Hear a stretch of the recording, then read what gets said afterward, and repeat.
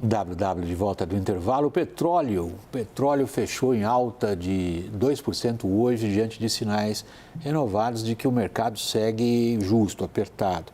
Queda nos estoques americanos, ameaça de embargo às importações israelenses, elas indicam, sugerem, quem sabe apontam para limitações de uma oferta em escala global.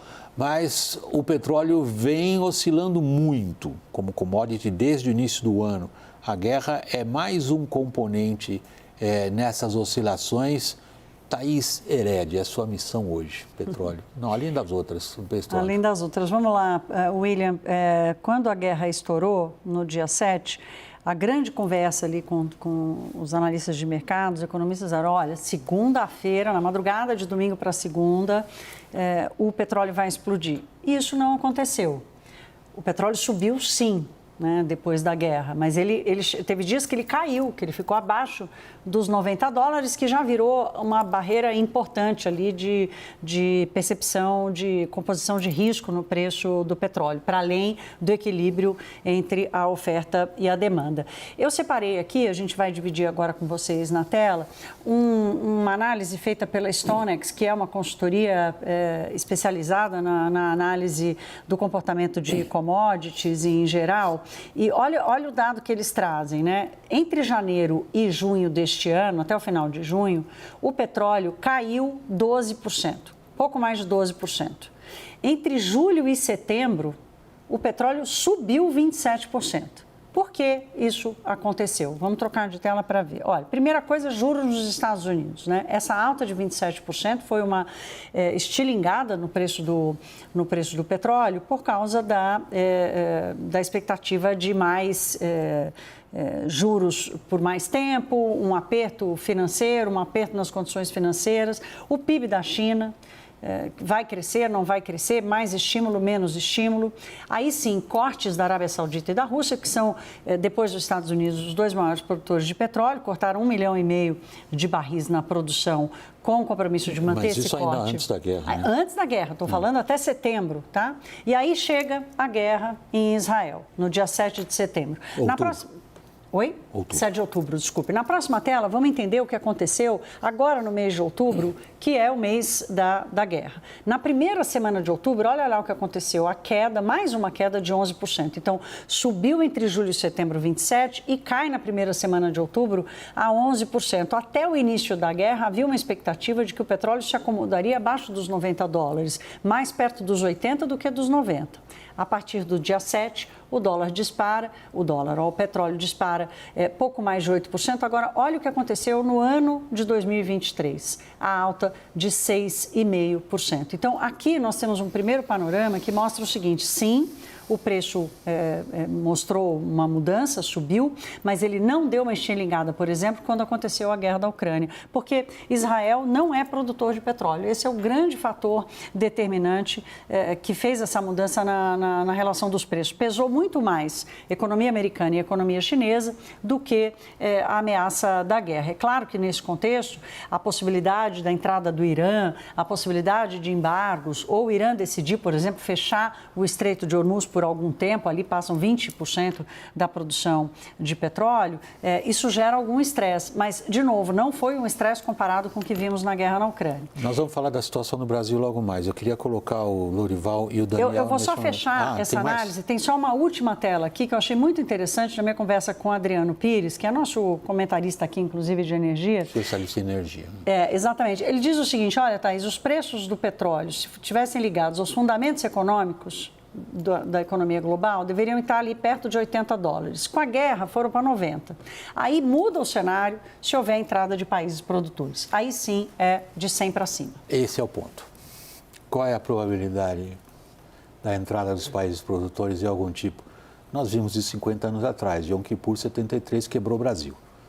E nós vamos falar do Brasil logo mais. Crise do petróleo de 1973. Bem, no momento... o risco é pequeno de o Irã entrar. O Irã fez o chamado, ninguém levou a sério. De o Irã entrar nessa guerra, o risco é pequeno, porque isso ainda tem camadas para serem atravessadas. Ainda tem o Hezbollah, né? O Hezbollah ainda é um ativo que o Irã tem nas mãos antes de se engajar diretamente. Por enquanto, o Irã está numa guerra por procuração, usando o Hamas, e não está nem usando o Hezbollah ainda. Aquilo que está acontecendo na fronteira é baixa intensidade, é quase rotina, é um pouco acima da rotina, mas ainda não é o Hezbollah querendo desafiar Israel, não. Então, aí o Hezbollah teria que entrar, aí talvez os Estados Unidos ajudarem Israel, se é que isso será necessário ou não. E depois, e o Irã vai guardar isso, porque o Irã tem o seu programa nuclear, né?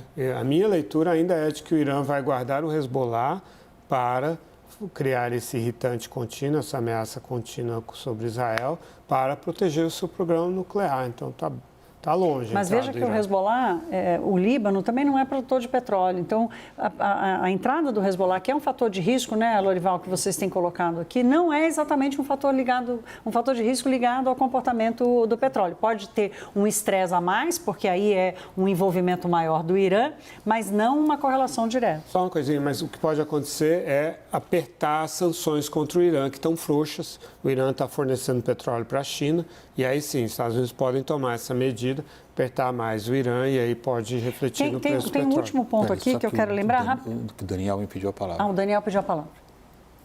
Não, ele quase esqueceu, eu queria dizer, tanto tempo que demorou depois que ele pediu a palavra.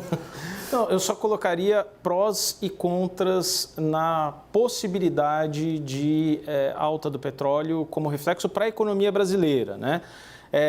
Prós, o Brasil se tornou um dos 10 maiores exportadores de petróleo do mundo. Só no ano passado, 2022, foram 42 bilhões de exportações de petróleo cru, óleo bruto, não estou nem falando de combustíveis, óleo bruto.